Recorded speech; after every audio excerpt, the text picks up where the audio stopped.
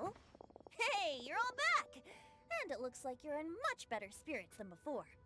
Hu-Tao's a step ahead. She's already talking about printing a poetry anthology.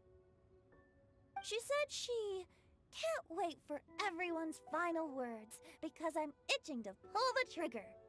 By which I assume she meant she eagerly anticipates receiving everyone's freestyle poetry submissions to help her close the deal. Where have you all been? I've been waiting here forever. Perhaps they lacked sufficient inspiration and wished to have an emergency communion with nature. And with any luck, I'll bet they heard some fine poetry along the way. Code Death Bard! Does this mean that right from the start you... right from the start, you said you would treat us to a nice meal! Huh? Did I? Very well. Since the Traveler agrees, then it looks like I can't escape this time.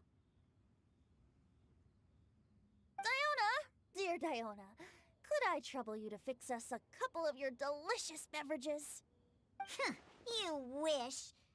All right. Well, normally I'd never agree, but since I happen to be in a good mood today... Huh? So, just what have you guys been up to all this time? Why does it feel like there are some unspoken words hanging in the air here that everyone is privy to but myself? Really? Must be the breeze. You're reading way too much into it. Yeah, that's right. We're just, taking a walk. Inspiration walk, since it worked so well last time. So even Mika's in on it? Chongyun, how about you tell me what happened on the sly? I've just remembered that I heard about a haunted house recently that you'll definitely want to check out. I'm willing to bet that even your pure Yang spirit won't be able to scare off these demons.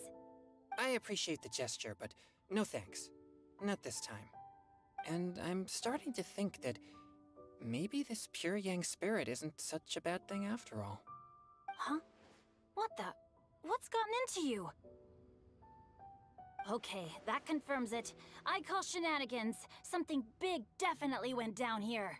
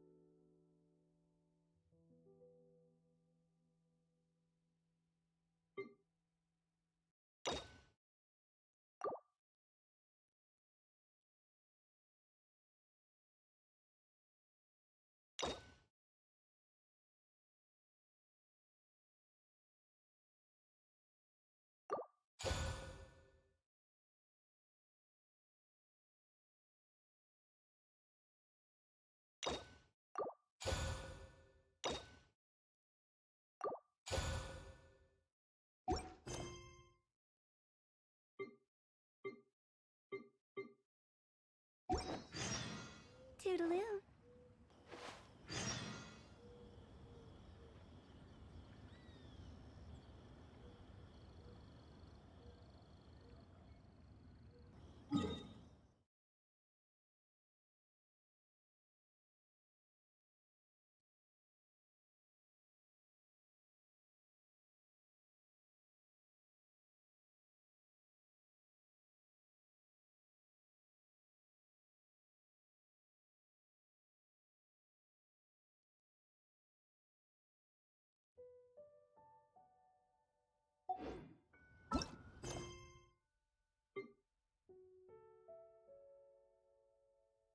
Wanna come over for...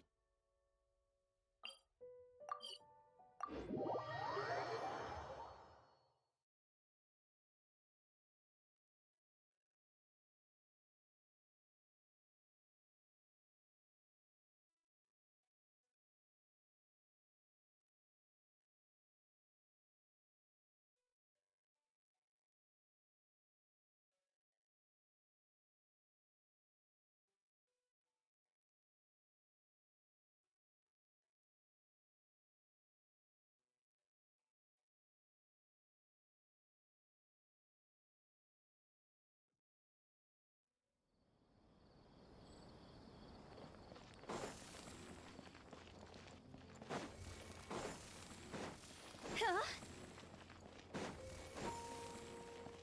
Phew.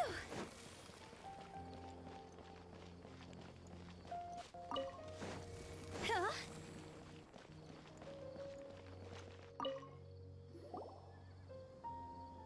You're actually Nahida, aren't you? Paimon felt like Catherine was acting weird when we met at the Sub-Zero's festival. And... Dunyarzad, did you save her? It's a really long story. We shouldn't disturb her. Her consciousness is still weakened. Let's chat somewhere else. How about by the Traveler's favorite bench?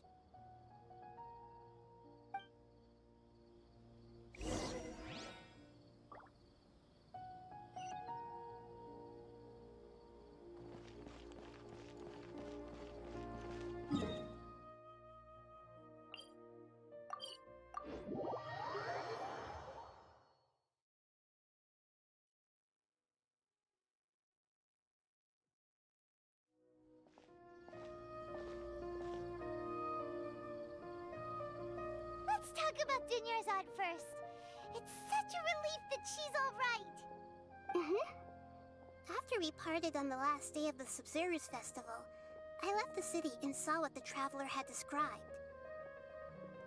Among the countless dreams, I found one that was growing fainter and fainter. This proved my suspicion. Once Dunyarzad could no longer bear the Akasha harvesting her dreams, her consciousness began to dissipate. But this also meant it escaped the Akasha's control. Such a small fragment of consciousness can't last for very long, though. It will return to its original dream, where both will gradually fade until they completely disappear. I used all the power I had to keep her dying dream alive as long as possible, but it still wouldn't have lasted for much longer if it hadn't been for you two breaking the samsara. So it looks like we did manage to save Dunyarzad in the end. And not a moment too soon. Huh? Why are you two smiling so happily? I thought you'd be so moved that you'd start crying. I need to spend more time observing human emotions. Both are fine. Everyone reacts differently. All right. You two must have a lot of other questions for me, right? After all, you saved my faithful believer. As your reward, I will answer any and all questions.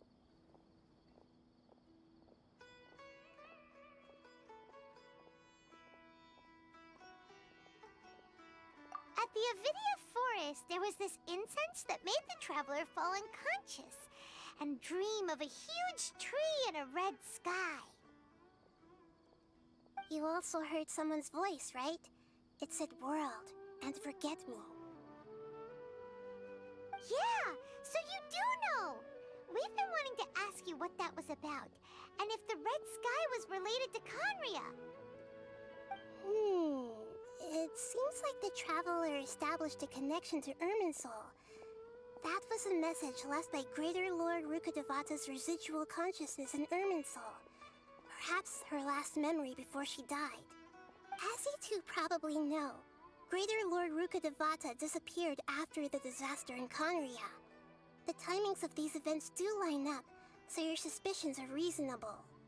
A message from Greater Lord Rukkhadevata? We thought it was from King Deshret. King Deshret? That god who died even longer ago? Some present-day desert dwellers still worship him. You probably just heard some of their conspiracies. Okay, so what does the message mean? I still haven't managed to decipher it. Even the Akasha isn't currently capable of doing that. Greater Lord Rukkhadevata's residual consciousness in Irminsul seems to be contaminated with something that has a very dangerous aura to it. Many devoted scholars go mad as soon as they connect their consciousness. I've warned the Academia about this many times, but people still keep falling victim to it. But I believe this is the key to saving Irminsul. That's why I've kept trying to decipher it. So the tree in the vision was Irminsul? Oh, Tainari also said that Irminsul is sick! Is it because of the contaminated consciousness? But even if you can't figure out what that vision was all about, it seems like our search for you was all in vain. The Traveler wasn't affected after coming in contact with that consciousness. I've never seen anyone like that. With you here, we may have a chance at deciphering it. No, we must decipher its secrets. I've already eliminated all other factors that might affect Irminsul. This is the only one left. This puzzle has life and death at stake. It could determine Irminsul's fate, as well as Tevat's.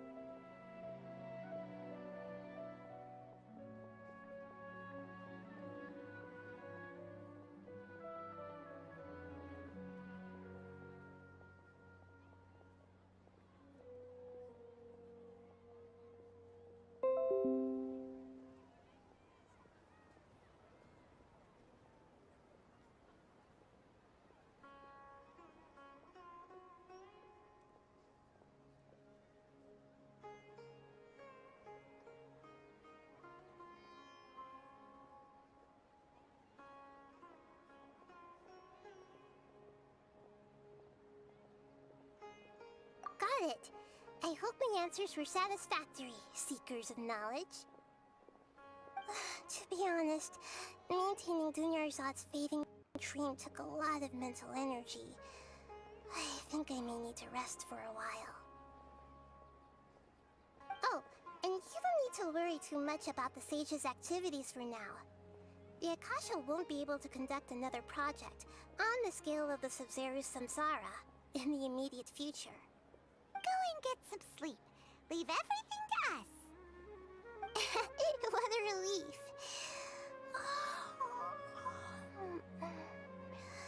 This is truly the most exhausting birthday I've ever had. Traveler? Paimon? Why am I here? Do either of you know? Maybe you were sleepwalking. You know you can't wake up a sleepwalker. I see. Huh. I should visit my maintenance personnel sometime. We spent quite some time in Sumeru City, but ever since we last said goodbye to Lesser Lord Kusanali, we haven't heard anything from her. Oh, we can't just keep waiting.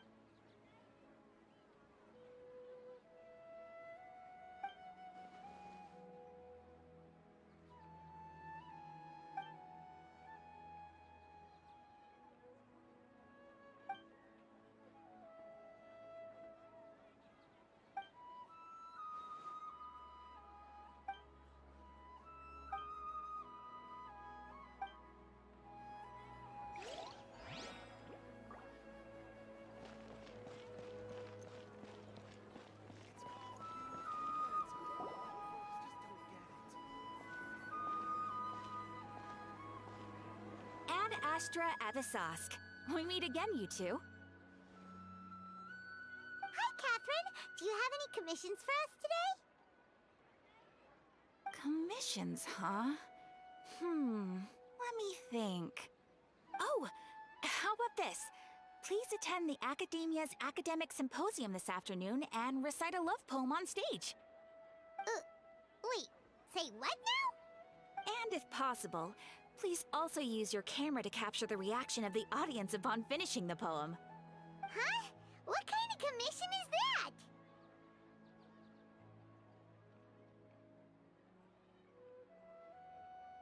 I see. It appears that you're not interested in this commission. In that case, please go to Port Armos and convince the Eremites there to spend some time volunteering at the local orphanage. Hey, that's not any better.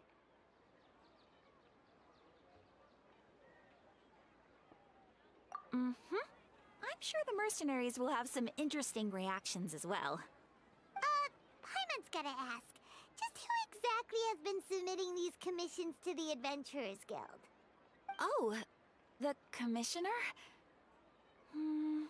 Well, actually, I just wanted to see the two of you in action.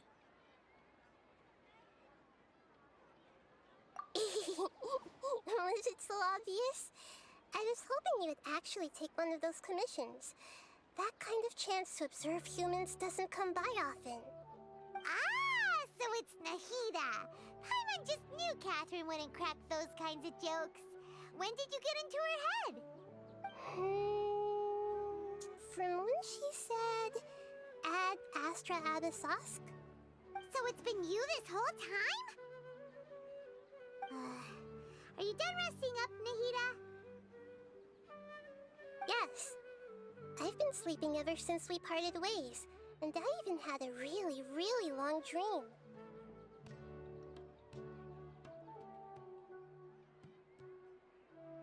It was another dream about the Subzerus Festival, except it was a happy one. In my dream, I was sitting in the middle of a flower terrace, and everyone in Sumeru City was holding hands as they danced in circles around me. They danced round and round, and everyone looked really happy. I also got to sit on a gigantic flower carriage. Ferris, the Knight of Flowers, raised me really, really high above the ground, and I was throwing an endless amount of Yalda candies at the children. You know, Nahida, maybe your dream is how the Subzerus Festival really should be. It's meant to be a joyous time where everyone gets together to celebrate your birthday. Huh? Wasn't I describing a really happy dream? Why are you both looking at me like that? Wait, could this be an example of the emotion known as pity? No, we aren't pitying you. That would only make everything worse. We just don't want you to feel too sad. By the way, have you had a chance to visit Dunyarzad? How's she doing? The Homianis haven't allowed any visitors after the festival, so we haven't been able to check on her. Yes, I paid her a visit right after I woke up. She was resting at the time. Her condition is stabilized. However, since Elazar is a manifestation of the withering on the human body, we can only cure it by finding a way to take care of Irminsul's own withering. But for the moment, our top focus should still be figuring out what the sages are up to and what they're planning. Right. Who knows what'll happen if they manage to pull off another scheme like the Samsara of the Subzerus Festival? So our first priority should be investigating and putting a stop to the sages' activities. As for how we should pull that off, let's discuss it somewhere else. There are too many adventurers around here. Oh, good point. Sorry, adventurers. We're gonna be borrowing Catherine for a little while.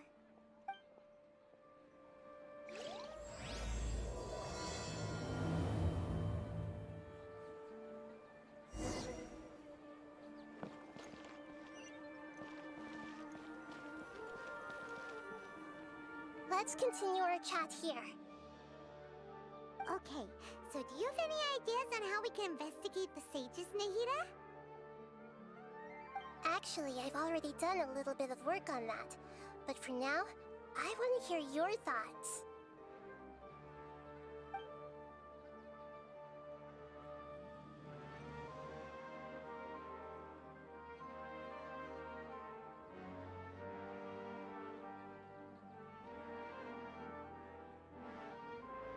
I've already tried that, but all the key members of the Academia, even the core of 30 guards, it seems that from the very beginning, they've been guarding against info leaks from the Akasha.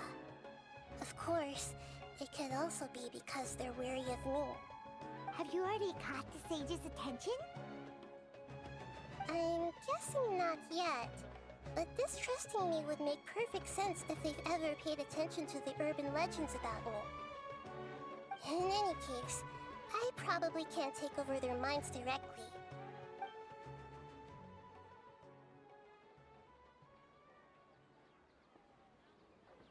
No way, that's too risky. You mean it'd be too easy to get... No, it's not that. Doing that would be ignoring the safety of my people for my own selfish goals. How is that any different from what the sages are doing? That's a good point. Spoken like the god of Sumeru. We're in the dark as of now. Since we still don't know anything about their goals, any rash move could tip them off and lead to terrible consequences. After all, every person in Sumeru City is one of their hostages.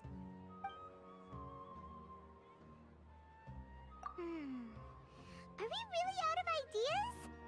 Nahida, you're super smart, so you already have something in mind, right? Don't keep us in suspense. Spill the beans already. According to a popular theory from the Vahumana Darshan of the Academia, rejecting impractical motions at the beginning of a planning session will give more weight to the actual proposal. Okay, but aren't you the god of wisdom?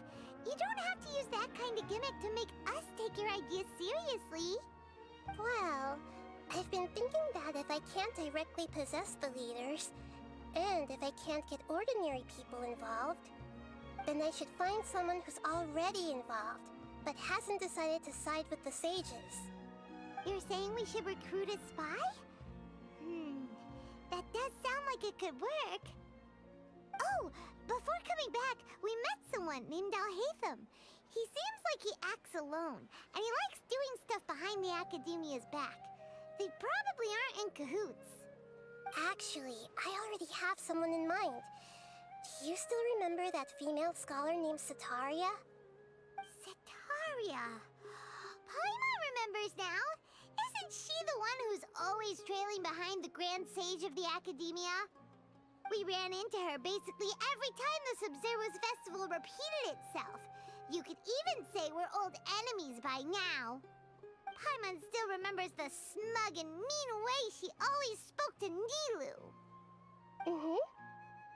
I've always liked observing all kinds of people, and Setaria has always stood out from the crowd. She was born in the desert and was hailed as their greatest genius.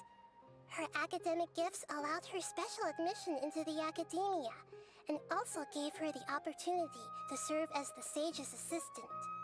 Oh, Paimon didn't know she was from the desert. She must be pretty special then. Paimon feels like most of the desert dwellers around the city are working as mercenaries. The name Setaria means star. When she lived in the desert, she shone like the brightest star in the night sky. Later on, she was chosen by the sun. The star was given a place in the daytime sky to complement the sun's dazzling light. Soon after, the star witnessed the sun scorching the earth, which brought forth many disasters. The star began to waver. Instead of staying beside such a sun, wouldn't it be better to return and light up part of the night sky? But in the end, she couldn't give up the radiance of daytime. To cope with her shame, the star buried her guilt and closed her eyes. From the sound of it, Setaria's just hung up on the research opportunities here. But she doesn't really support the Academia. She still feels guilty about not doing more for the desert, right? She's just running away from her problems. Indeed. When they are presented with complex moral issues, many people will simply plug their ears and go with the flow until the problem can't be fixed anymore. She's suppressing a lot of guilt, but before she realized it, she had already become the sage's accomplice. She can't deny her part in their schemes anymore, right? We must somehow make her face her problems again. That way, not only can we get useful intel from her, but she can also use it as an opportunity to redeem herself. From my past observations, Cetaria will take a day off from the academia every 10 days to do some shopping in the city. Tomorrow afternoon just happens to be a shopping day for her. That'll be our chance. To prepare, let's go check out some of her favorite spots, and have a quick chat with a few of the vendors there.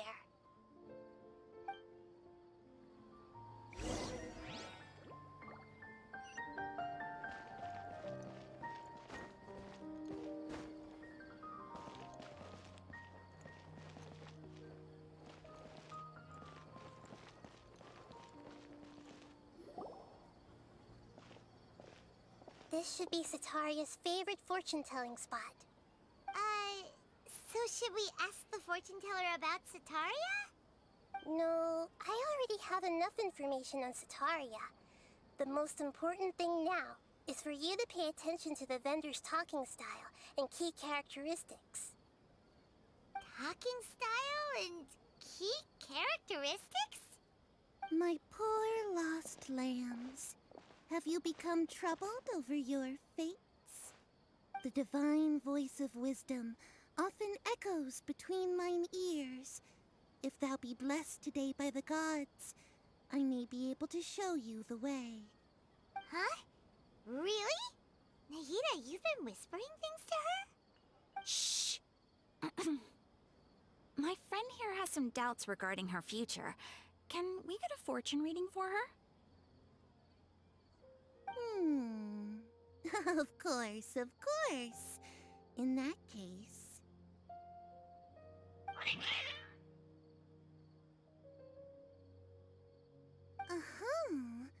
It would seem that Harut and Marut are quite wary of you. Perhaps, at some time in the past, you have somehow offended the gods. Only mocking the god of Animo, questioning the lord of Geo's financial savviness, and brawling with the god of Electro. Do those count? Oh, nothing. Go on, pick an aspect for her to divine.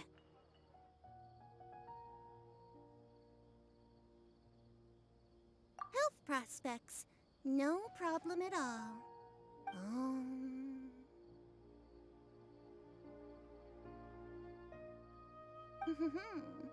The gods have spoken. The truth shall be revealed. Your life shall continue on for... many tens of thousands of years? Impossible. Harut, Marut, did you two spoil my divination? I've never read a fortune so absurd.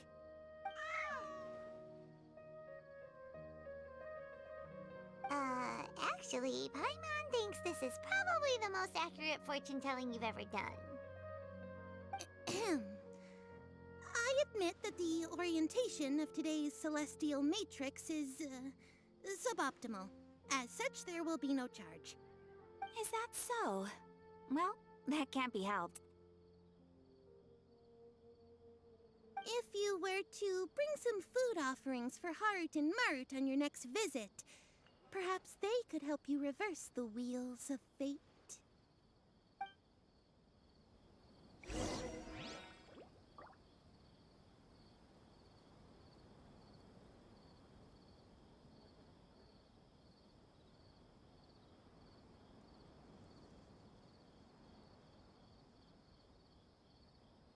Silly churl, Billy churl, silly Billy, hilly churl. Ooh.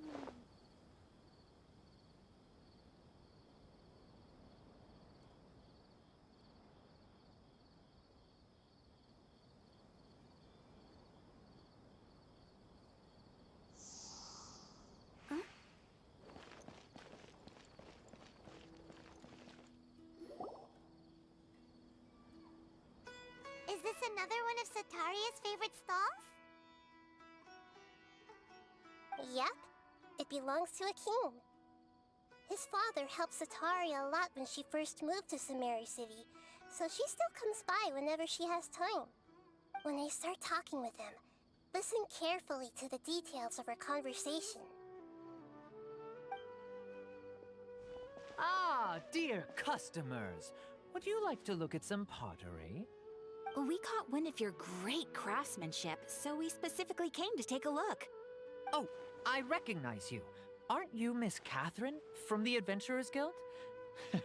Sounds like I'm in for some big business. Speaking of, where did you learn this trade? I suppose you could say it all started with my dad. He's a mason by trade, but I picked up an interest in clay while apprenticing for him. After that, I began making pottery by myself in secret, and I simply changed trades when my works turned out well. Although it's a pity that I'm no longer making much use of the knowledge provided to me by the Akasha. That's nice. You're making a living doing something you love. So is your father still working as a mason? Oh no, not anymore. A few years back, he fell from a roof and broke his leg. Since he had already saved enough mora over all these years, he's just enjoying the retired life in Port Ormos nowadays. I see. We wish him peace and happiness in his retirement. I'll have someone in charge of logistics at the guild come by another day for some goods. We'll leave you to it. Take care now. No problem. Rest easy, all our goods are sure to meet your every need.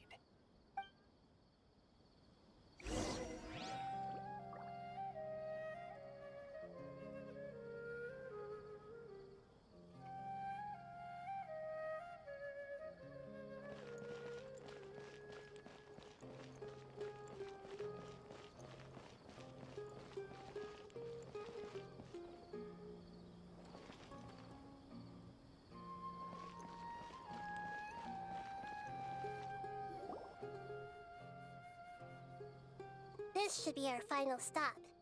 Sataria's always thinking of this restaurant when she's working at the academia, so she always comes by whenever she's out in the city. Nahida, you've really thought of everything. It's my duty to protect Sumeru's citizens, after all. Hi there. I feel like I've seen you down by the docks before. Huh? Sorry, I don't quite remember.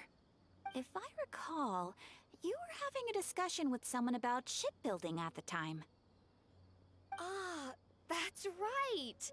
I've always been really interested in feats of marine engineering. After all, I grew up in Liyue Harbor and spent my entire childhood staring at the ships going in and out of the port.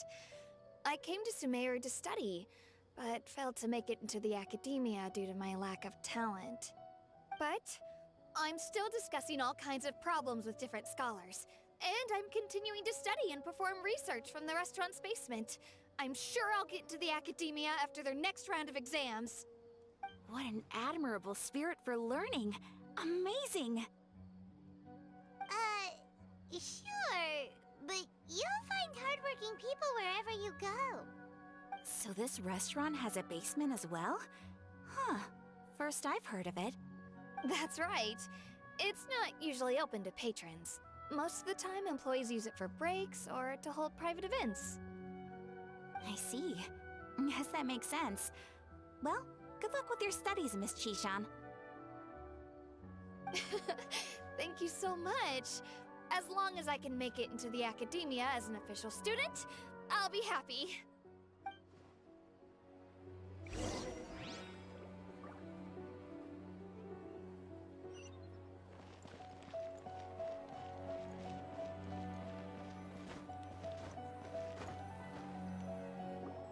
So, was that everybody? Mm-hmm. 3 familiar faces should be enough for Sataria. What's the point of all the information we've collected?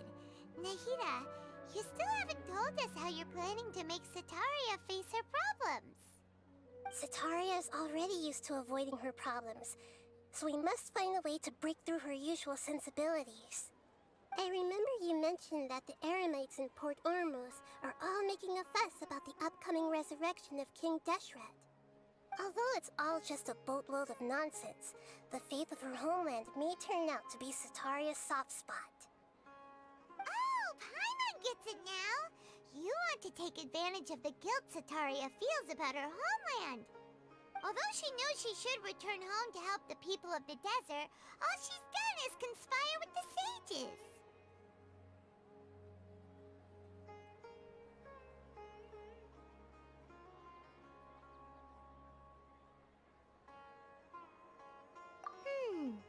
So how do we set that up? Well, King Deshret is long gone, and Sataria is also too smart to fall for any simple tricks. If we simply engaged her under the guise of King Deshret's believers, she would definitely be weary of us, and we may not get anywhere. But if we were to borrow some of her close acquaintances to talk with her, her reaction would probably be very different. So, you mean you're going to possess those people we just talked to? Yep. Possess them through the Akasha. Imply they've already converted to the faith of King Deshret, and then convey our made-up will of King Deshret. As long as everything goes smoothly, we'll get through to Sataria for sure. She'll never guess that we had anything to do with it. Ah, so that's how you're going to use all the info we collected on these people. It's so that you won't slip up and break form. Possessing them will only work if you can manage to pass off as them. Exactly. So, best of luck with impersonating them. Huh? Best of luck? But we don't know how to possess anyone. That's no problem at all. I'll just share all their senses with you once I've possessed them. As long as you're also wearing an Akasha terminal, the effect will basically be as if you've possessed them yourself. Huh. That is pretty convenient. But why does she have to do this? Can't you do it yourself? Although I've been observing humans for a while, I've never been good at imitating them. You're not wrong. It's always been painfully obvious whenever you try to pass as Catherine.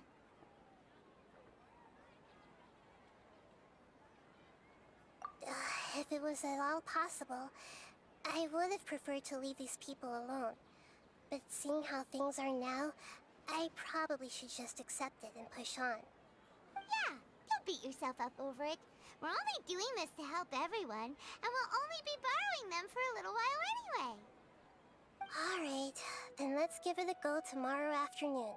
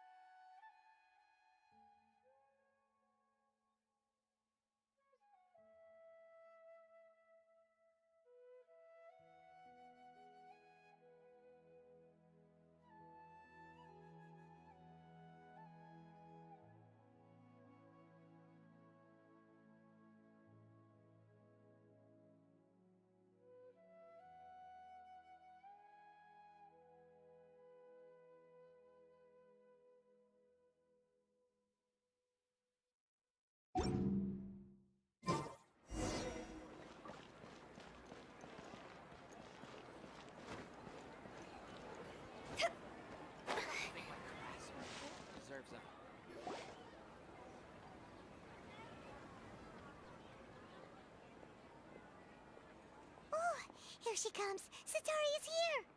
Let's quietly follow her. Once she starts talking to her acquaintances, we'll find a safe spot to begin possessing them. As for how we'll sway her to our side, I'll leave that to you. I trust you'll know what to say. Paimon's starting to feel kinda nervous.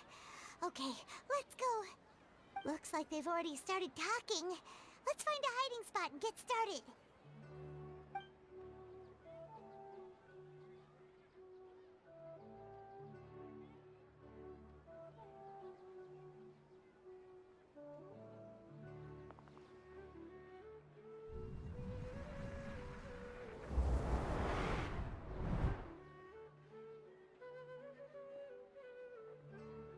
That's right. You really can't force anything when it comes to love. And besides, everyone around me has a very different background and outlook. Are you still listening to me, Nabia? Oh, of course I'm listening. You were talking about troubles with your love life, right? I heard everything you said. Okay then. You just seemed a little distracted for a moment there.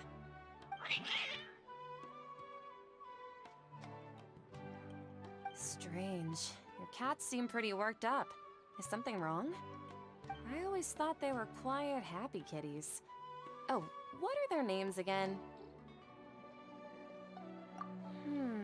Are you sure? Those aren't ringing a bell for some reason. Ah, well, actually they have many names. Which names I use depends on my mood. Huh, I see. I imagine that must be hard for the kitties, too. So, which fortune do you want me to read for you today? You must have come for another echo of the divine voice of wisdom. I'd like to get another reading on my love prospects, but to be perfectly honest with you, I feel like I've been a real mess recently. A mess? Well, could you do a reading on how long it'll take me to finish my current project at work? I really just want to get it over with. I hear you. No problem at all. The gods will reveal the truth.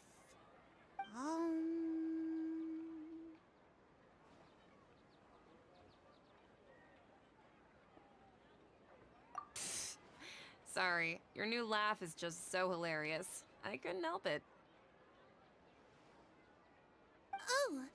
Oh, please pay no mind to those kinds of details. The gods are asking, Setaria, why haven't you gone home? Why haven't I gone home? Do the gods really know everything I've been thinking about? Setaria, why don't you just go home? It's a demand now instead of a question. The gods seem to be truly upset. I'm sorry. I know I failed the gods. Please pass on my most sincere apologies and ask for their divine forgiveness. And if I may ask, Nabia, is there a specific god who's speaking to you right now?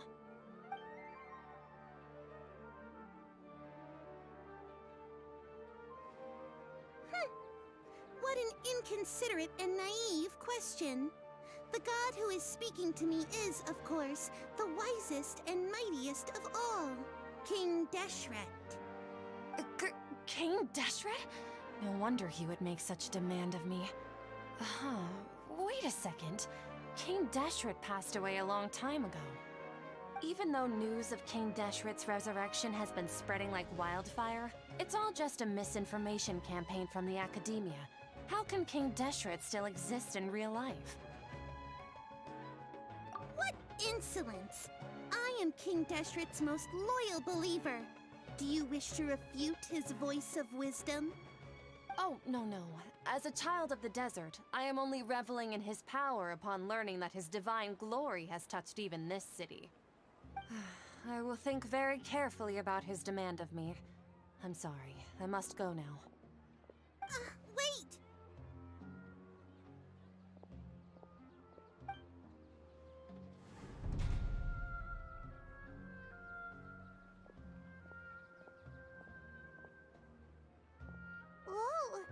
She just ran off in a hurry. She looked pretty upset, too. Well done. Sataria didn't seem to suspect anything amiss. To have something she's been trying desperately to avoid show up out of nowhere and berate her, that must have shaken her to the core. Aw, Nahida, it seems like you understand human emotions really well after all. All I know are some abstract Harva-taught theories. And in any case, my time with you has shown a lot of them to be utterly useless. I'm still trying to make sense of everything. Anyway, enough of that. Let's hurry and catch up to Sataria. He's out of Keem's now, right on cue. Let's get ready to possess him right away!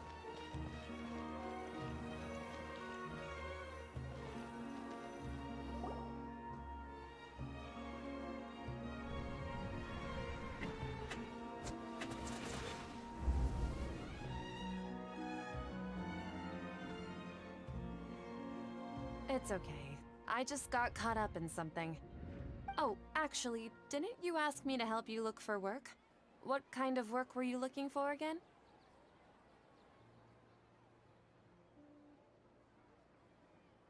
Oh, right. Your old man's craft. How could I forget? Speaking of, how's he doing? Is he feeling any better?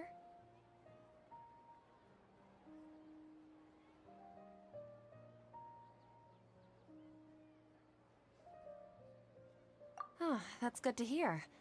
I have been thinking a lot about him.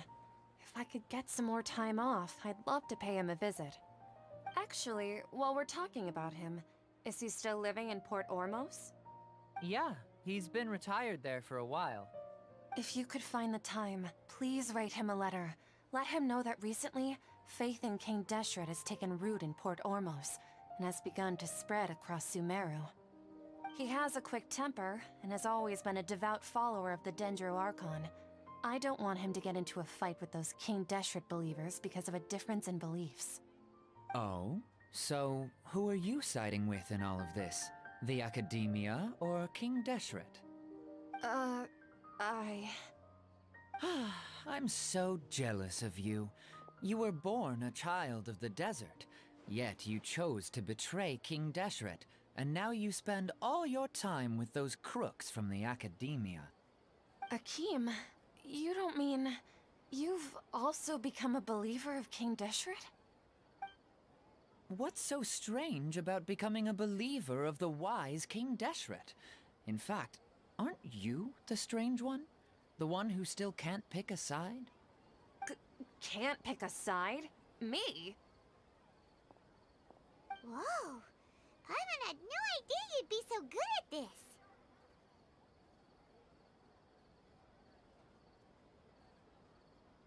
You really zeroed in on the issue and put it right in front of her. It might feel a bit overwhelming for Sataria. But once everything is over, I'll be sure to pay her a visit to her mind and explain everything. Anyway, let's keep going.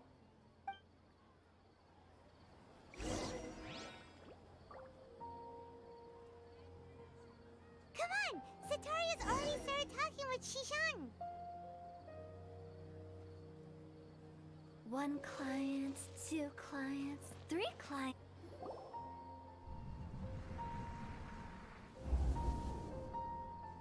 So, Shishan, have you noticed anything weird in the city lately? Like, as if someone was trying to preach to you about something?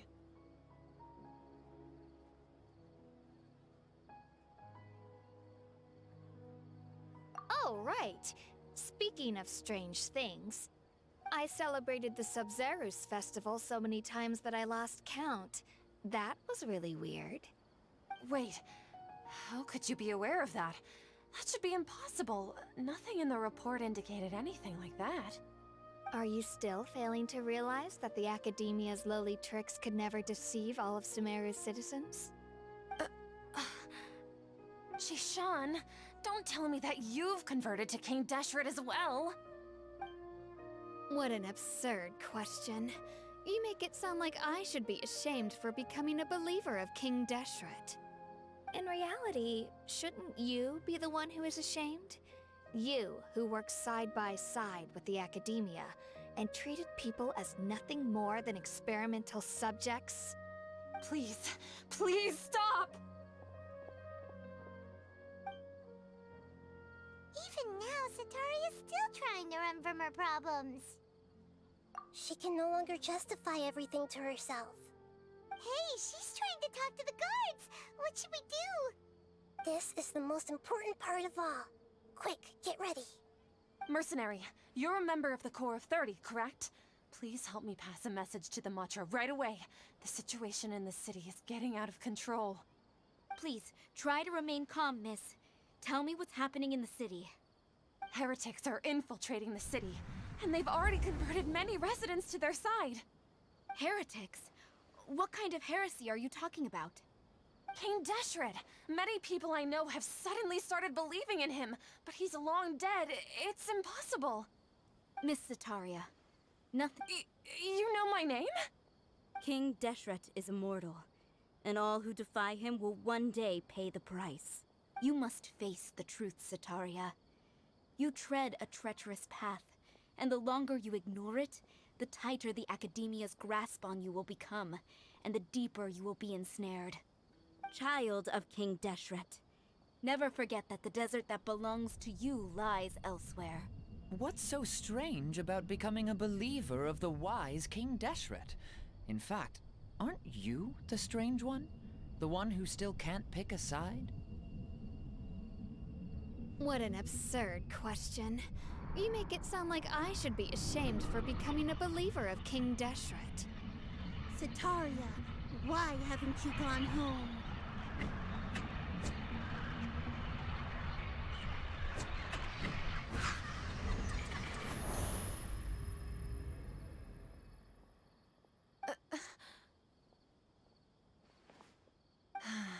It seems that no matter where I run, I only keep finding more believers of King Deshret. I have to say, this is a familiar feeling. I've also been running from my guilt this whole time. Guilt over my part in the Sage's plans, and from ignoring the letters from the children of my homeland. But no matter how much I may try to ignore or get rid of it, my guilt always comes back. You won't necessarily lose your research opportunities by facing the truth. Besides, did you really want to conduct your research while carrying such heavy feelings of guilt? How do you know me so well? Are you truly just a believer of King Deshret? Or are you the god himself? That's not important.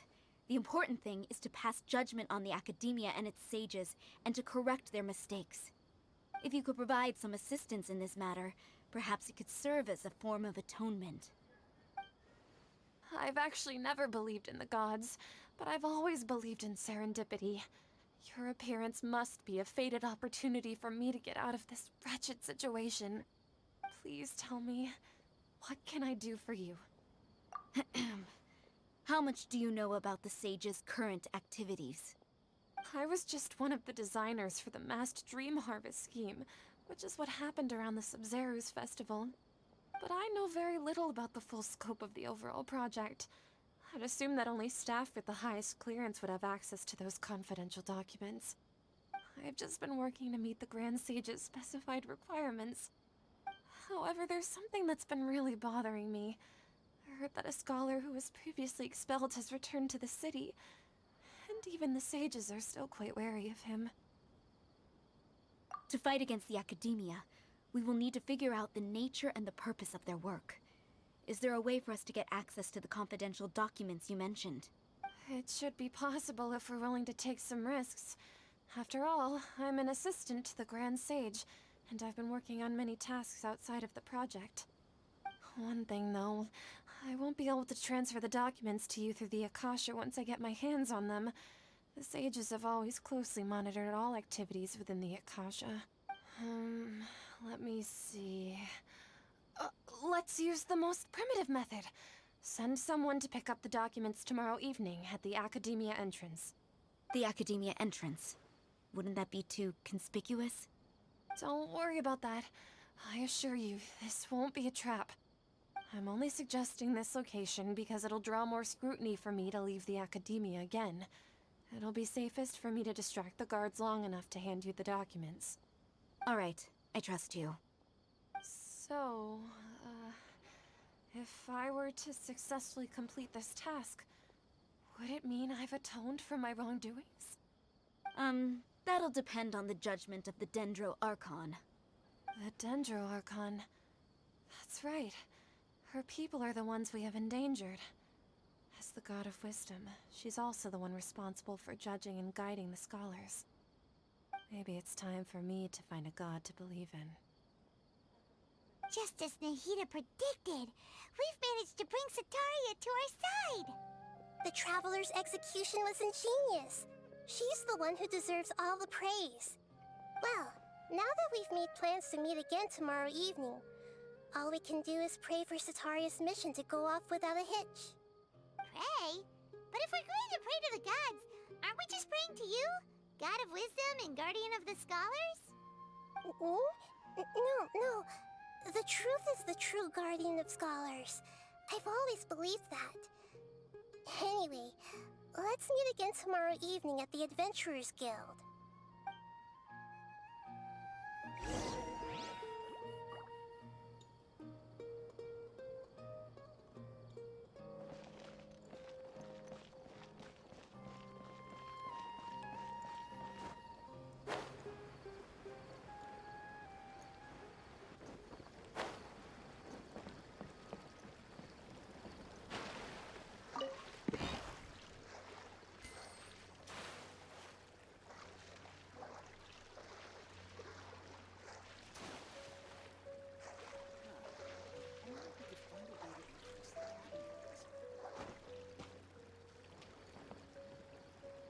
Sorry, no credit and no bargaining here.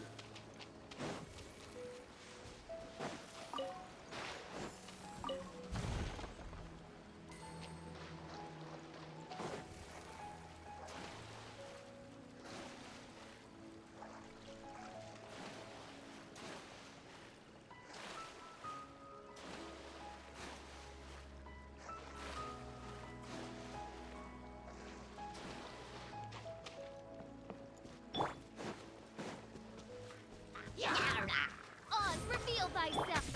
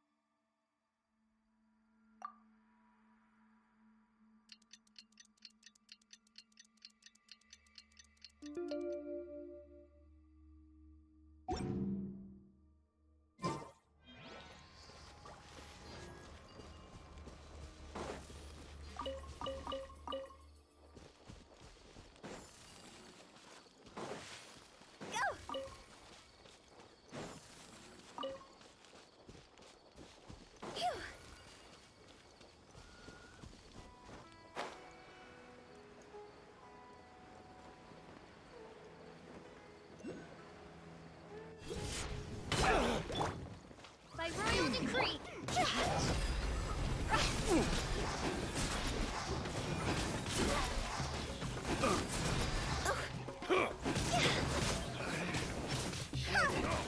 Place my hammer.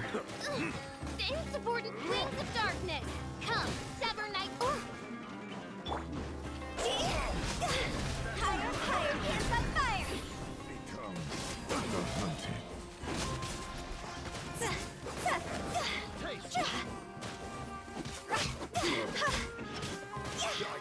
Was it done?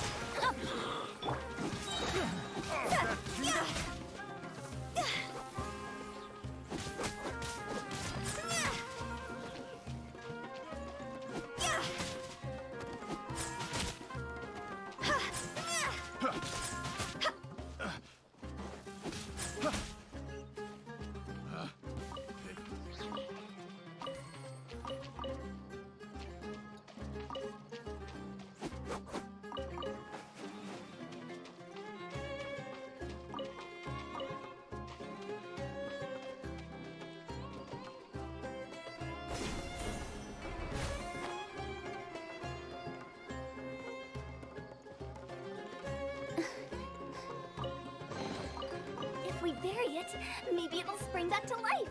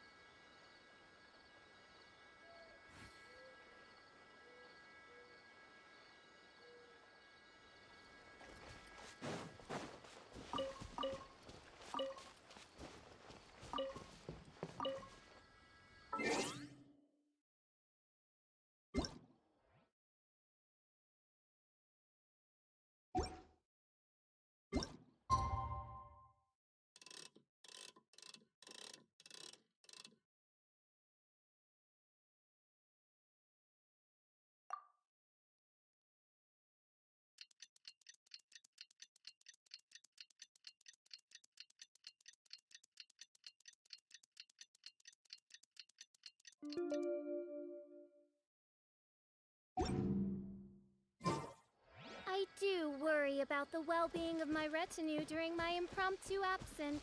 I'm sure the good people of the Adventurers Guild are absolutely fine, mein Fräulein.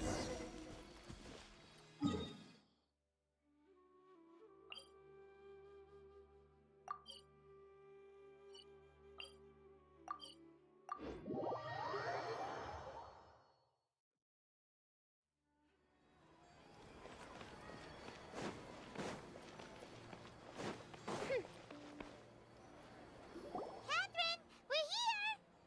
Oh, you are the other Catherine, right? That's right. I suppose I'm the other Catherine in your mind. Shh! We're on a secret mission tonight, so we need to protect Catherine's identity. Yep, Paimon's right. We cannot fully rule out the chance that the meetup tonight is just a trap. If something were to happen, my existence may be the only trump card we'll be able to play. After all, the Academia should still be unable to confirm the existence of my consciousness in the outside world. Yep, exactly. Just what Paimon was thinking.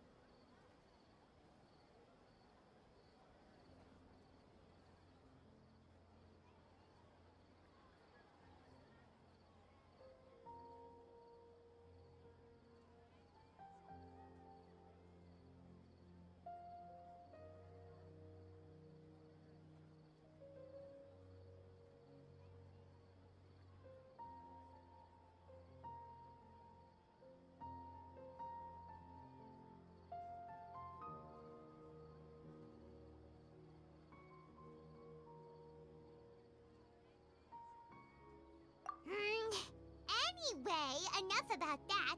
Let's just make sure to be off. What do you feel is off? It's the middle of the night. Of course it's quiet. You're not getting paranoid, are you? No, I think she's right. It really is a lot quieter than usual. If you look around, there seems to be fewer people on the streets. I'm not sure if this is the case for the entire city, though. Huh. Maybe it's just a coincidence. Maybe Sataria figured out a way to not only distract the guards, but also to get everyone to go to sleep early, just so we can exchange the documents in peace. I also can't quite figure out why things feel a little off. But now that we're here, let's go ahead and meet her as we planned. Well, regardless, as long as you're here with us, Paimon feels a little safer.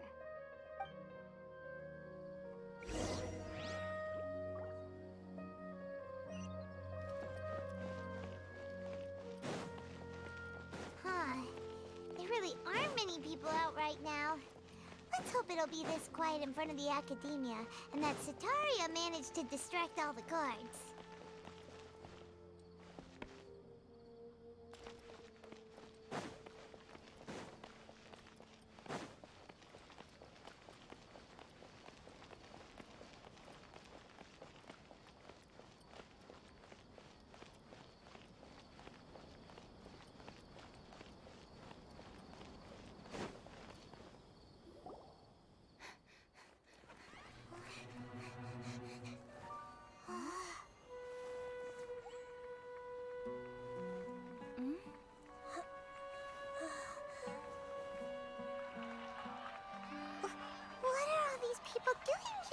hour of the night. Ah, the triumphant hero returns at last. And to a rather spectacular welcome, even if I do say so myself. You're the outcast, expelled from the academia. Indeed I am. Although these days they tend to call me the Doctor.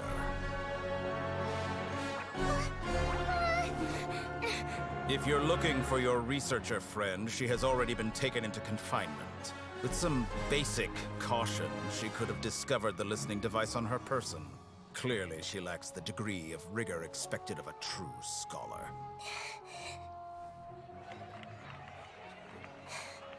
The people of Sumeru City. What have you done to them?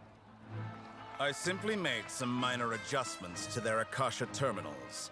Now they can deposit information directly into the subconscious. As you can see, all these lovely people now believe this traveler is a hero who has just saved the world. My experiment is a success. And now it seems they can no longer hold back their sheer adoration. No, what should we do? These are all just regular people. Leave now. You need to get out of here. What? That guy's a Fatui Harbinger! We can't just leave you here! Nor can I abandon the people of Sumeru!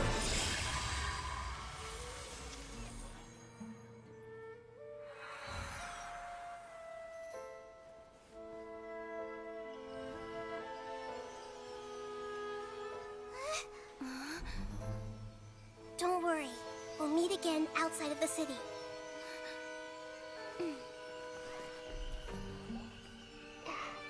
I see. You appear to have overridden their mental faculties with your own consciousness. To possess such a powerful mind, you must be the God of Wisdom.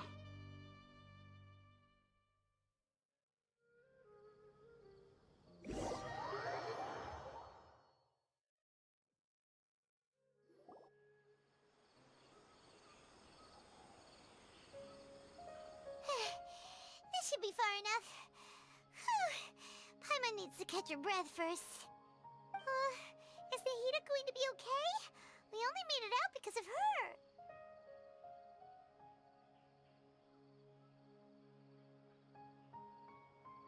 Paimon wasn't counting on running into a new Harbinger here, let alone such a high-ranking one. That guy was number 2. So scary. He called himself the Doctor.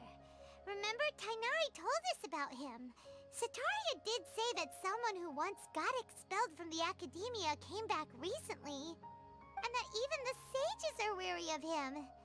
Yep, sounds like she must have been talking about the Doctor.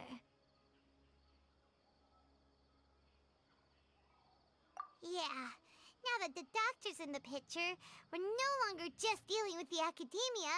They're in cahoots with the Fatui. But what are the Fatui after this time? Another Gnosis? Yeah, things would be a lot easier with Nahida's help. Nahida said we'll meet again outside of the city. But we can't just keep waiting around, right? You mean... Oh, right! Wasn't he invited by the sages to work on some project when we were even though he turned it down at the time, there's no time to lose.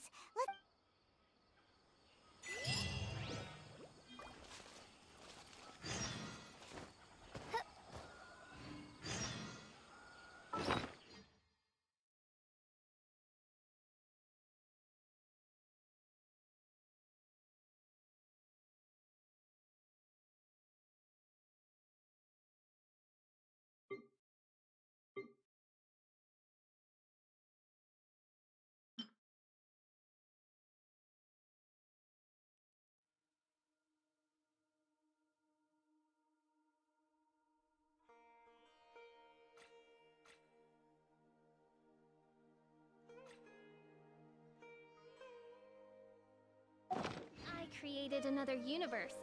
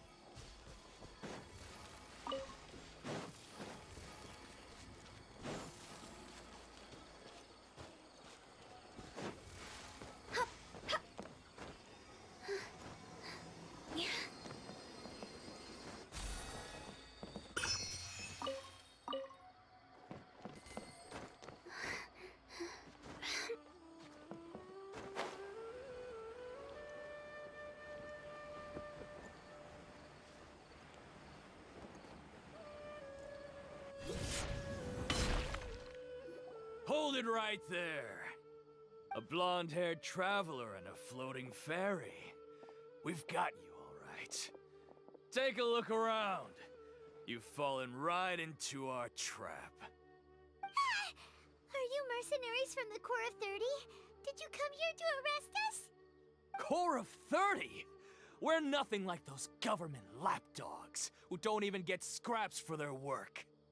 We are an elite brigade that commands the highest commission rate in all of Sumeru. We're here on the orders of a client known only as the Outcast. The Outcast? An outcast from the Academia? But why wouldn't the doctor just send the Fatui after us? Still wasting time on idle chit-chat. We'll shut you up soon enough. Get them! You're up, Traveler! Following orders. A new punching bag. By royal decree. Let me read you a verse. Time to go!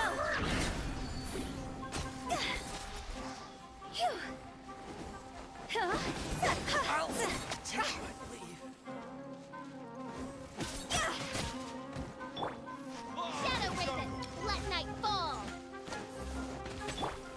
Know my sword.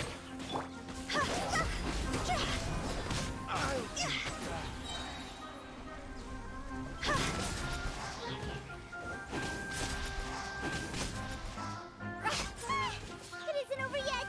Here comes reinforcements! Rain outlines your fate. Witness the power.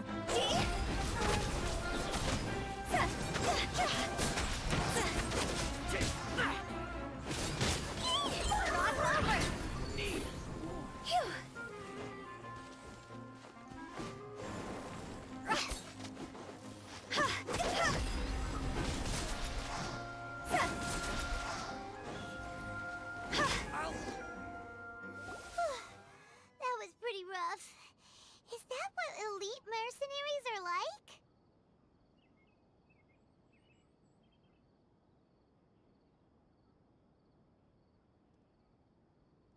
Yeah, looks like, but this doctor guy seems like a pretty tough opponent. Going up against smart people is tough.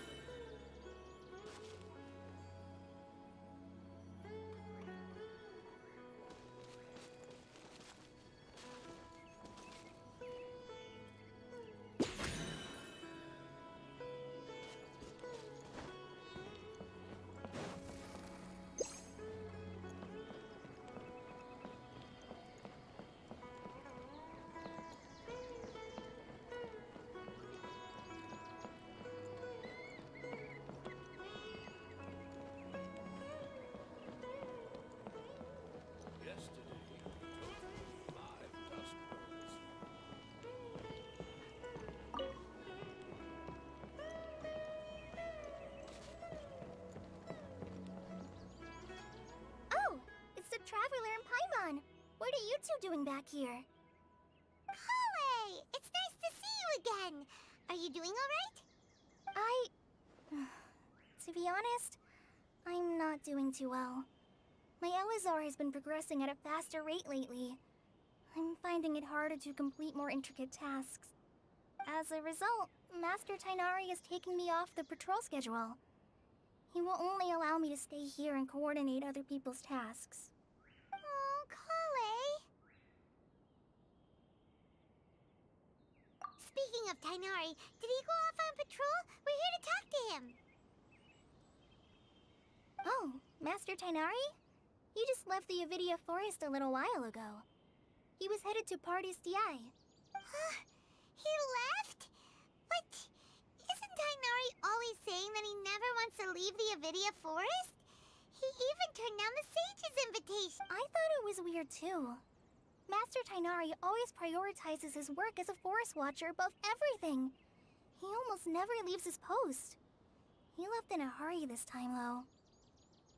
No, I only found out that he left through a message he left behind. He also made sure to delegate all his tasks using a schedule. To leave in such a hurry? I'd guess he had something urgent to take care of. Master Tainari originally studied in the Immorta Darshan of the Academia, and Pardis Thiai is something like the Immorta's research base. Many rare shrubs and grasses have been planted there for research. I know that before he became a forest watcher, Master Tainari once spent a long time conducting research at Pardis Thiai. A research base, huh? Gotta wonder what kind of research Tainari just decided to work on all of a sudden. Oh, we don't have a lot of time, so let's go look for him at Pardis Thiai.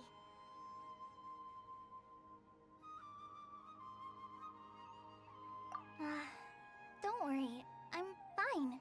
I'm used to living with Elazar by now. If you run into Master Tainari, please send him my regards. Got it. Will do.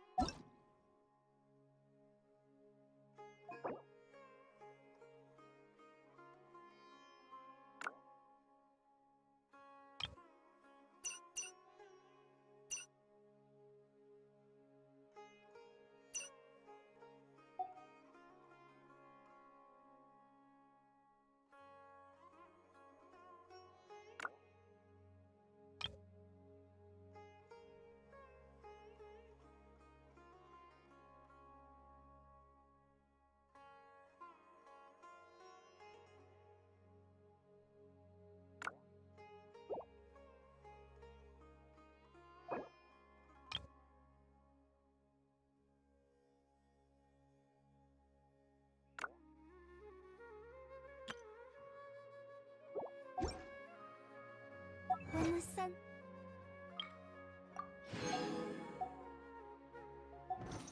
out, bathe in sunlight. But when the moon's out, bathe in moonlight. Huh? Phew!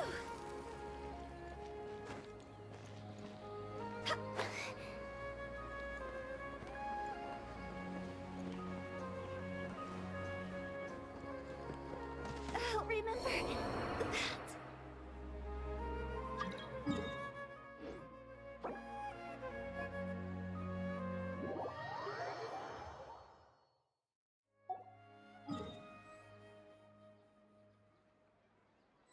I created another universe, and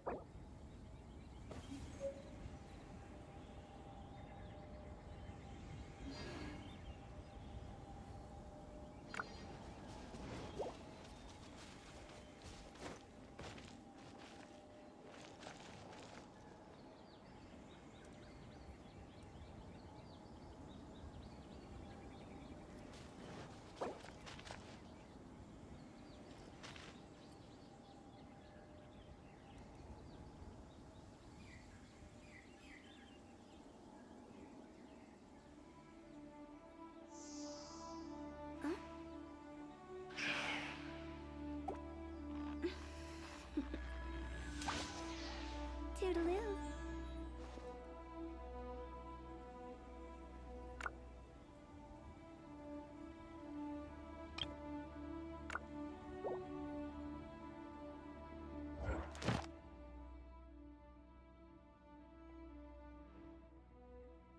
One client, two clients, three clients.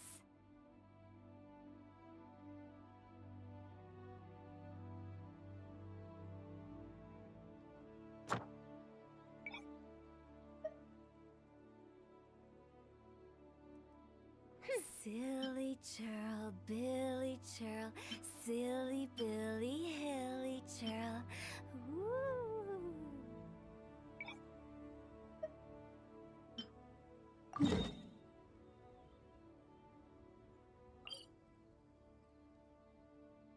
I created another...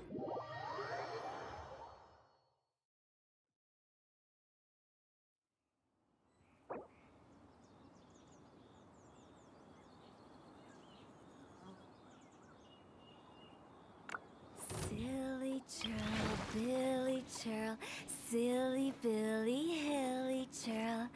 Woo! Quit it!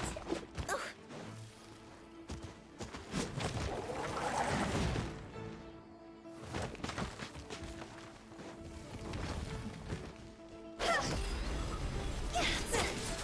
Go!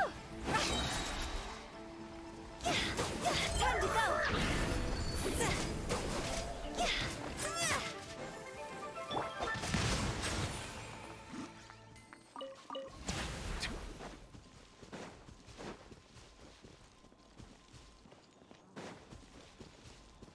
Body and mind. Time to act.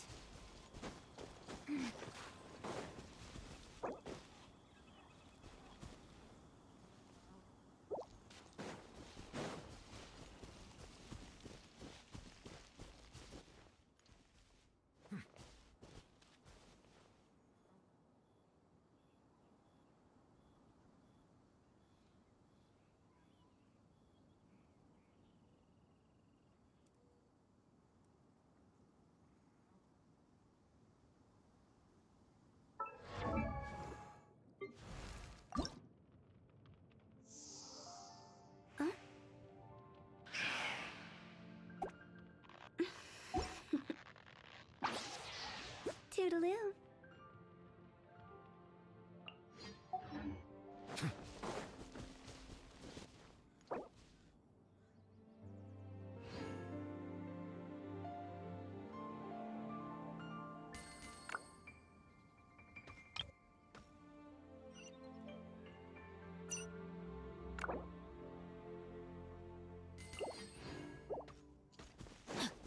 Time to act.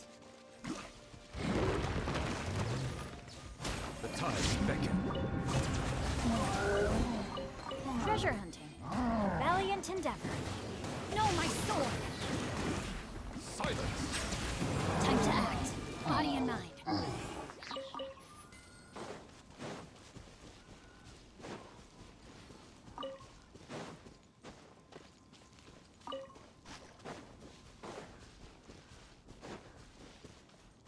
time to act. Rain outlines your fate. Huh? Fire, stand by fire!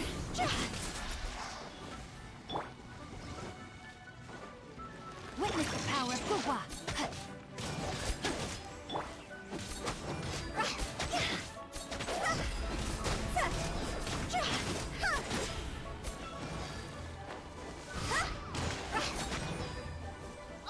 Reveal by...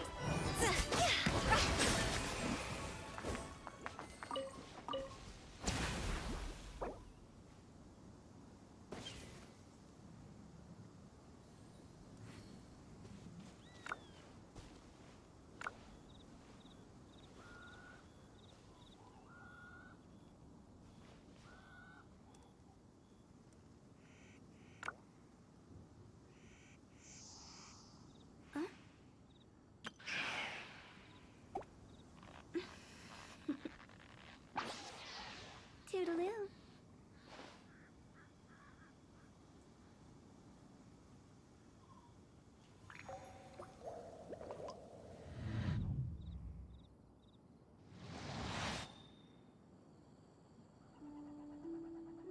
Wanna come over for tea?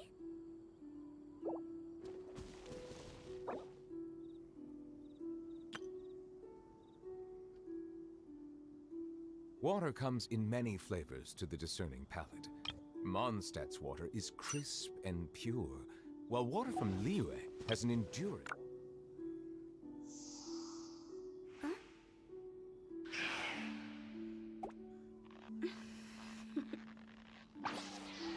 Toodaloo.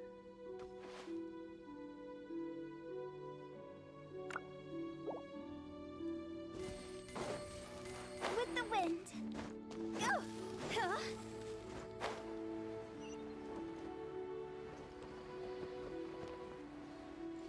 Go!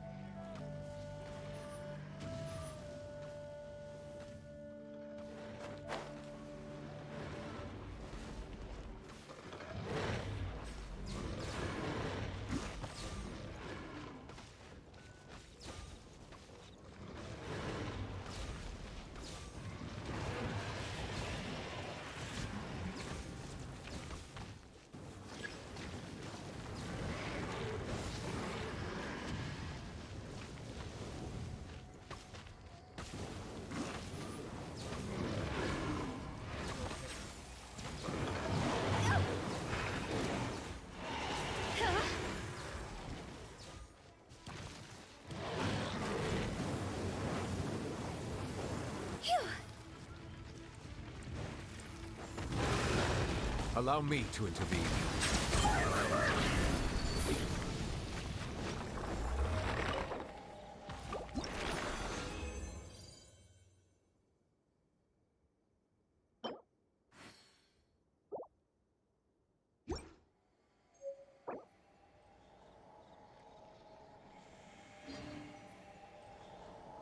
When the sun's out, bathe in sunlight.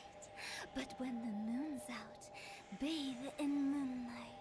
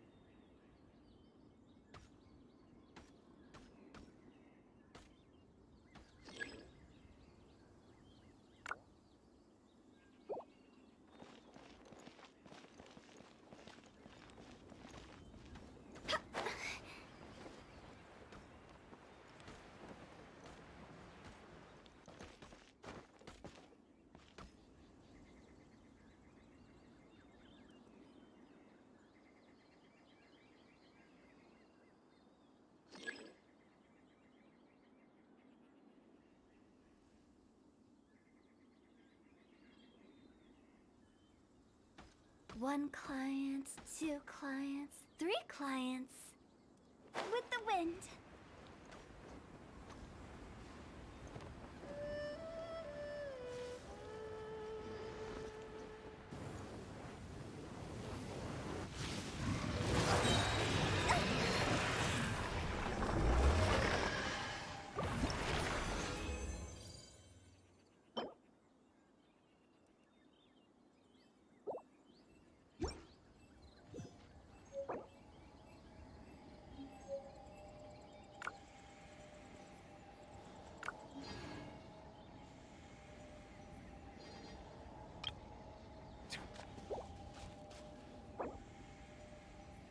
Silly churl, Billy churl, silly Billy.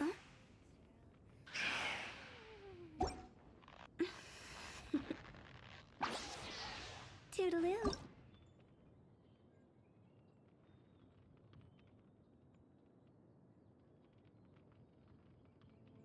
When the sun's out, bathe in sunlight. Silly churl, Billy churl, silly Billy, hilly churl. Ooh.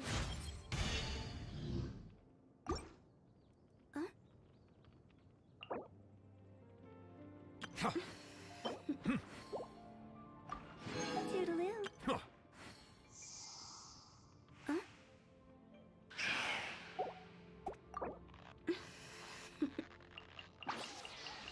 Toodaloo. Silly churl, Billy churl, silly Billy, hilly churl. Ooh. Silly churl, Billy churl, silly Billy, hilly churl. Ooh.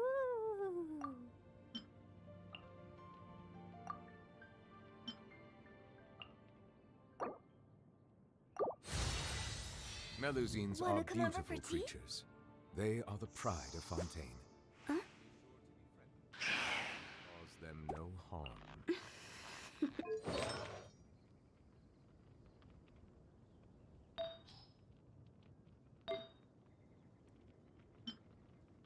Silly churl, Billy churl, silly Billy, hilly churl. Ooh.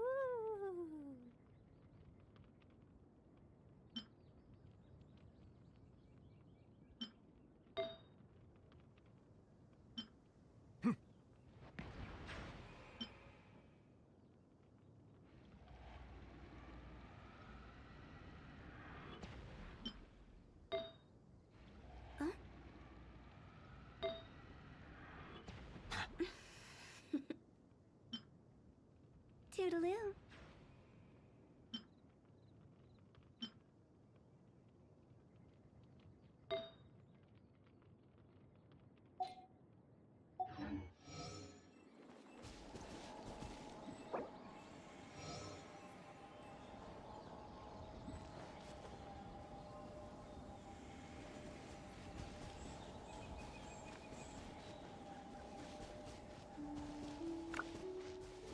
Silly churl, Billy churl, silly Billy.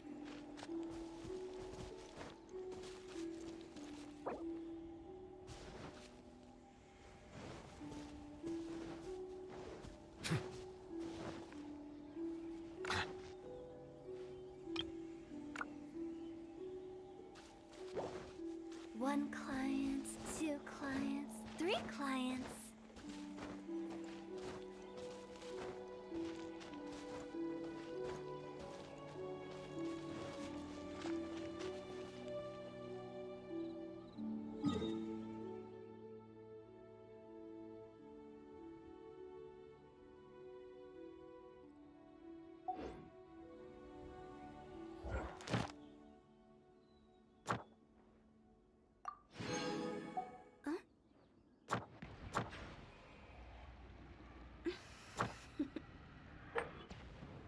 Toodaloo.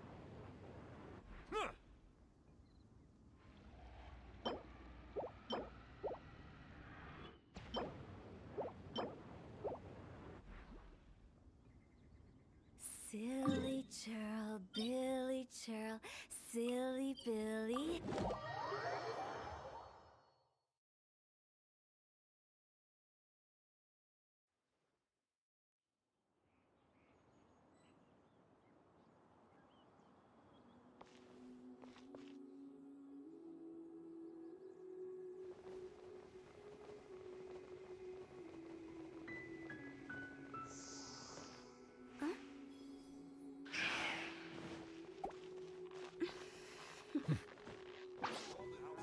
Toodaloo.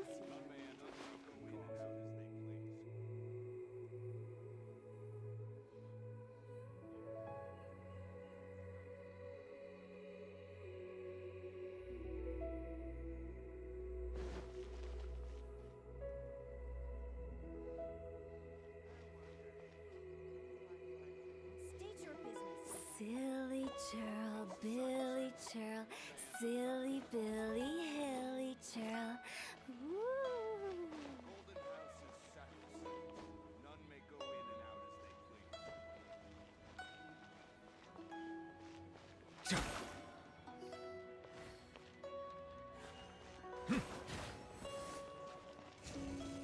No rest for the wicked. I summon thee! No rest for the wicked.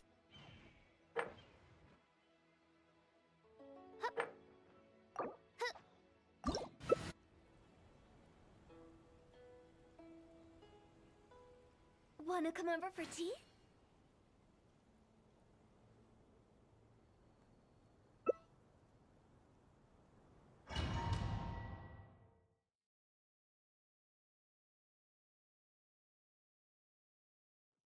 This opportunity is quite hard to come by. Well then, amuse me. Surrender is a valid option. I promise I'll be gentle.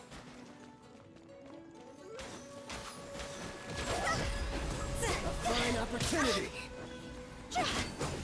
Poor timing. A fine opportunity! Go!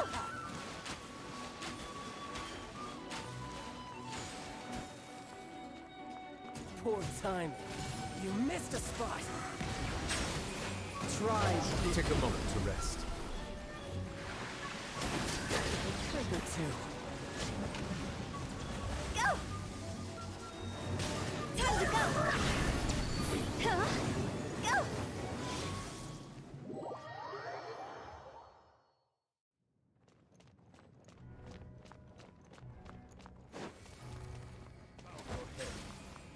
Huh? Phew!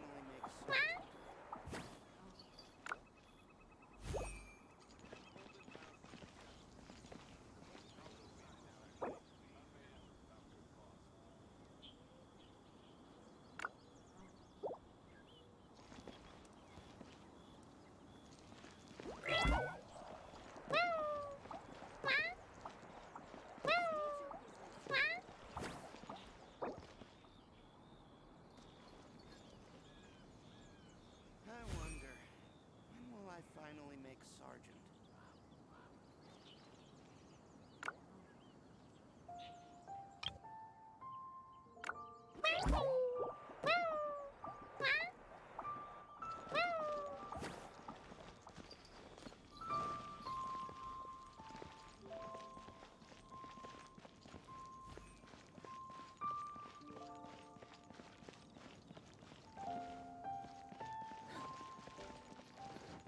Body in mind.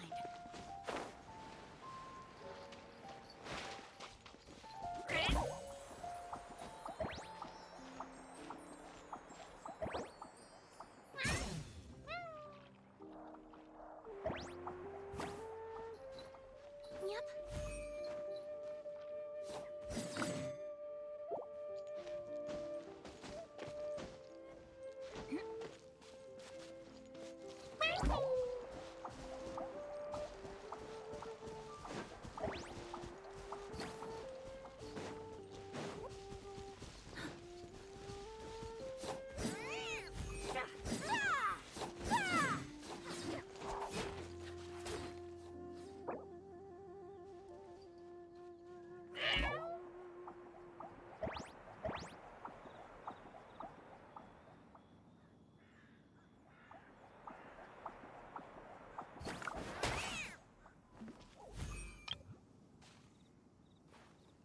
I never embark on a journey without a good book to accompany me.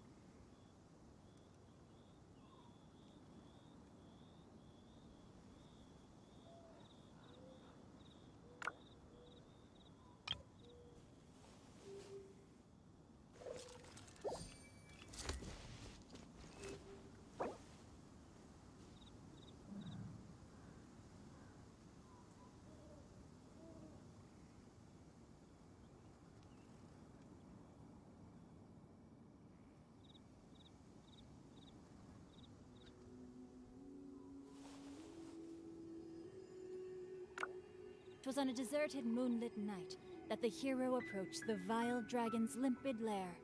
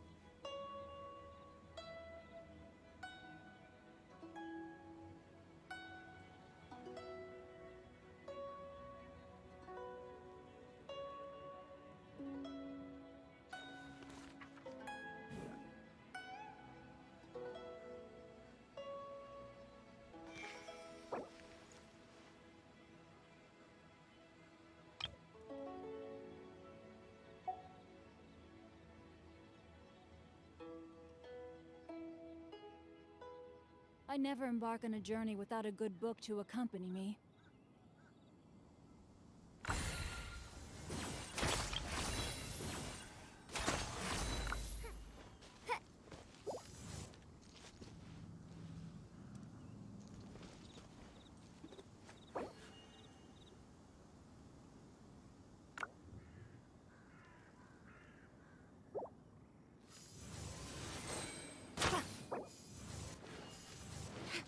Too late for regrets.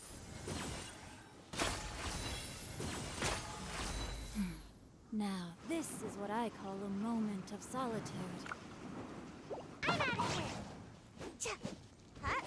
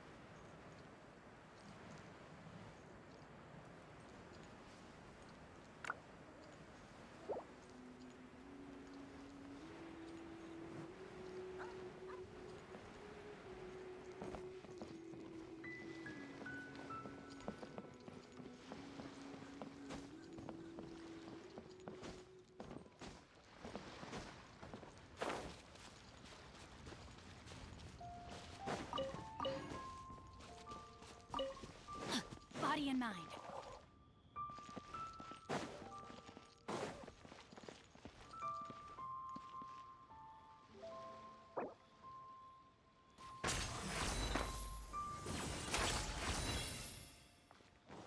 Sight clear.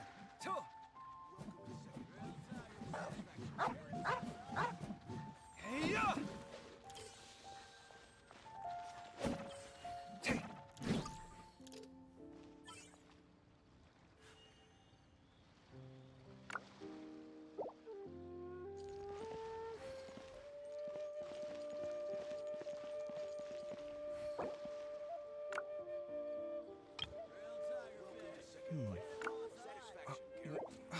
Where's my key? Not again.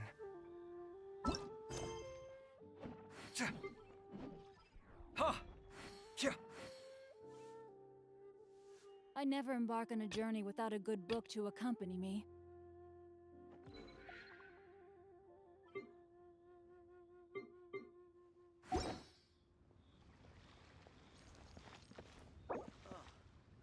What should I try this time?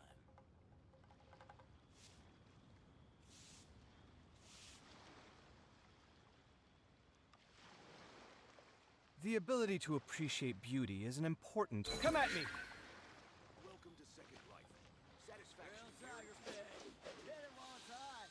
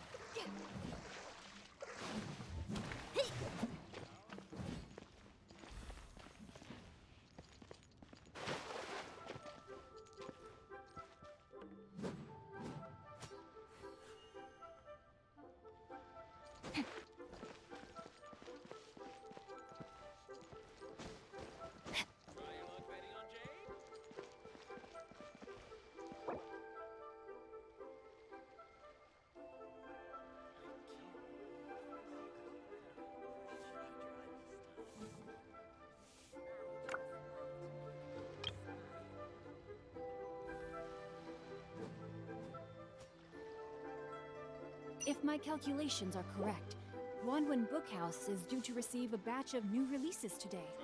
Might we add a small detour to our adventure?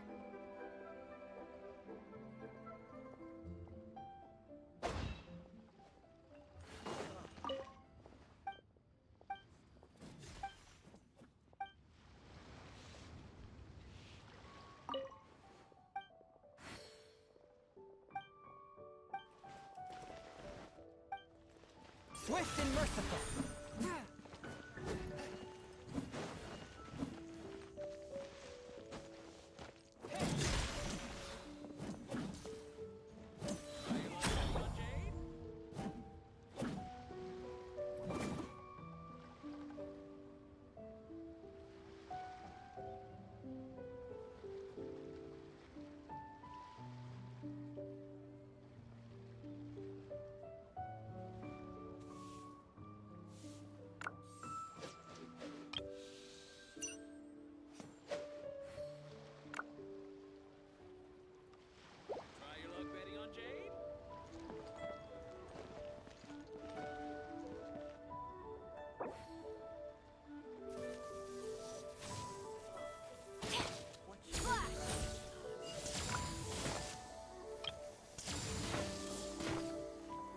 I never embark on a journey without a good book to accompany me.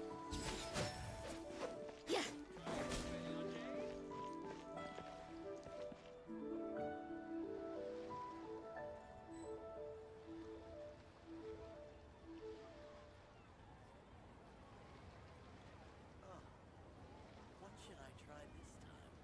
Honey, just call me.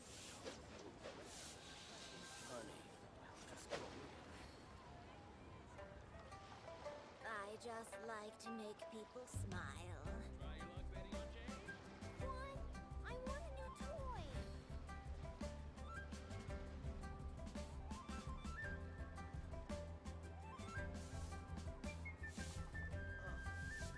If my calculations are correct, Wanwen Bookhouse is due to receive a batch of new releases today. Might we add a small detour to our adventure? I just like to make people smile. Just call me What? I want a new toy.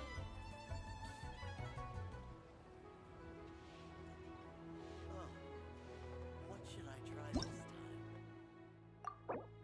Oh my goodness. Oh my gosh. Wow.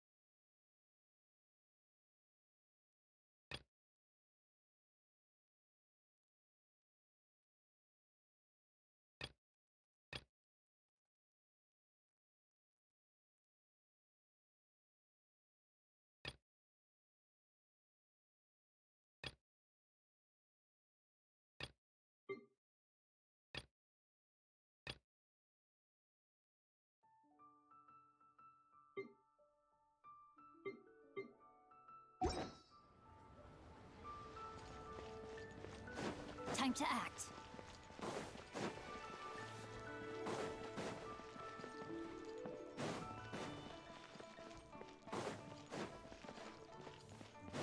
Body and mind.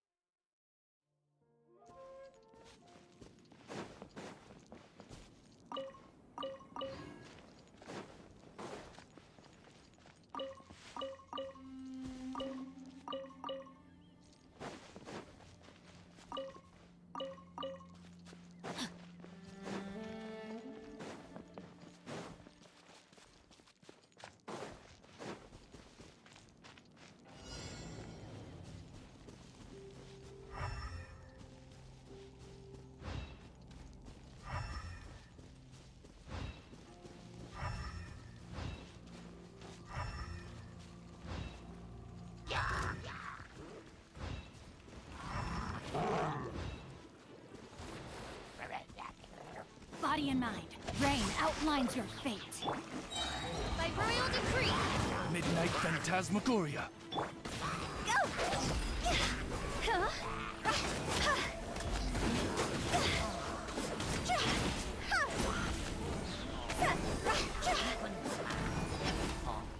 Time for your arraignment! No, my sword!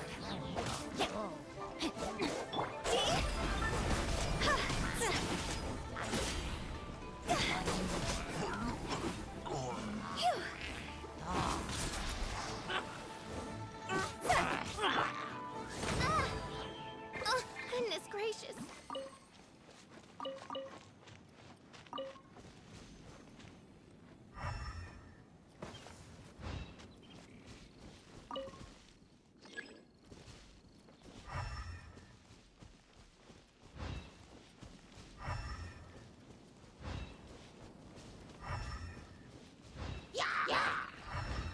Odds revealed by Rain outlines your fate.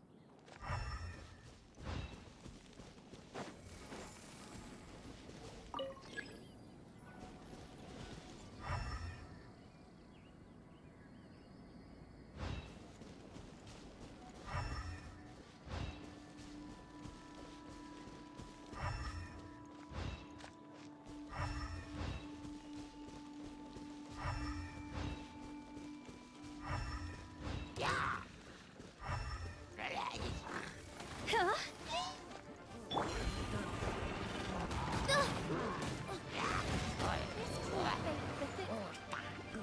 Time to act. Motion to compel. Invisible evidence. Incinerate.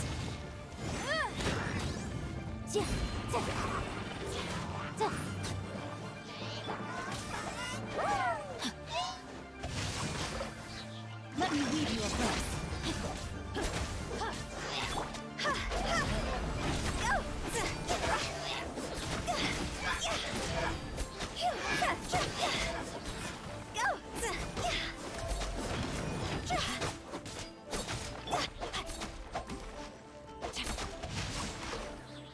Boom boom.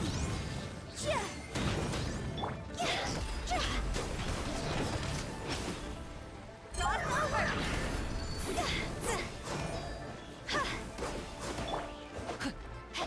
Incinerate. Wreck of the flame.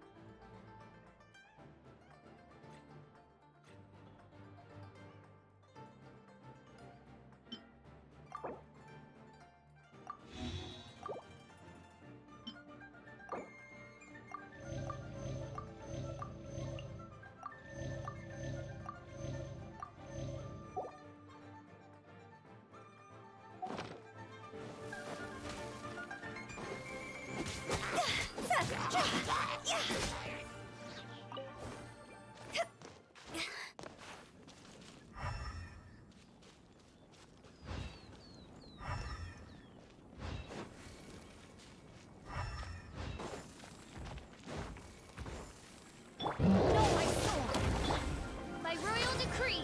Witness the power of the one. Fire, fire, fire, fire.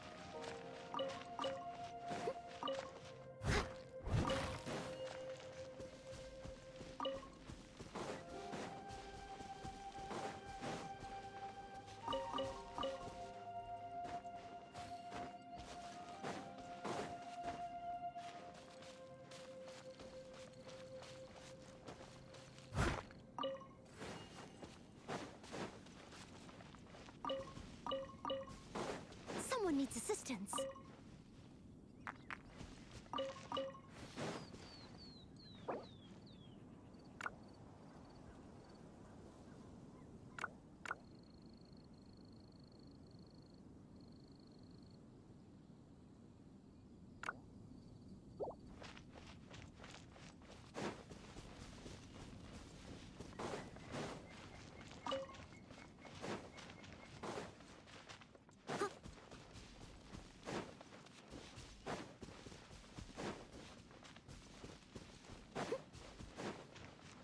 I'll catch up.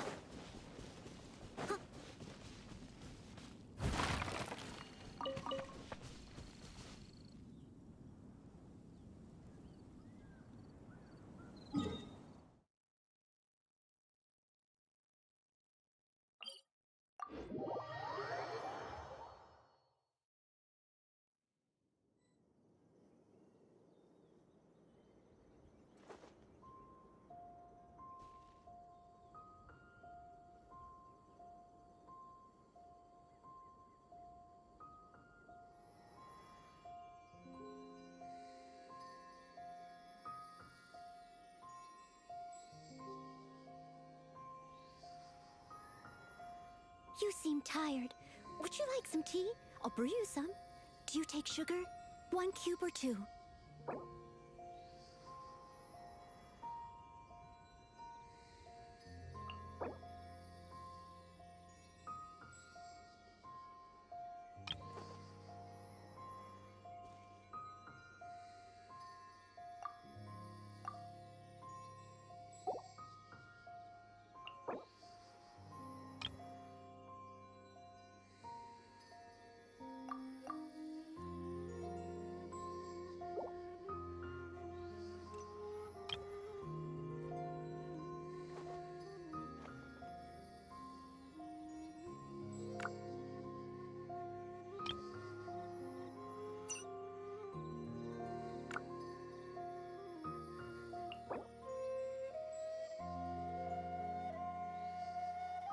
Leave it to me. All of it. Whatever it is.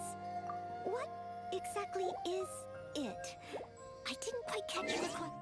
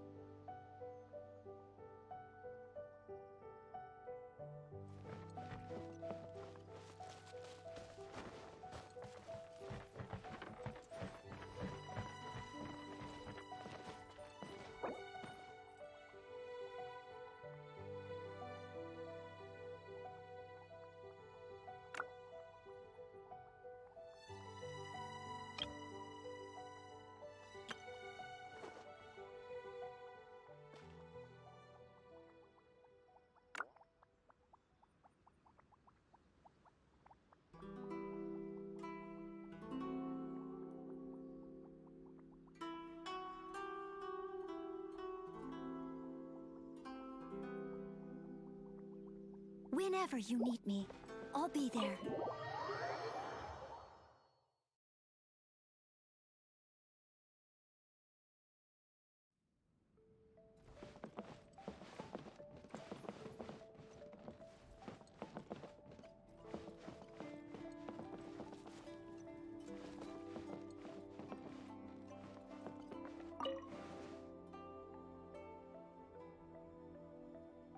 Knights and aristocrats share the same cultural heritage, but the knights had enough sense to do away with all the superfluous detail.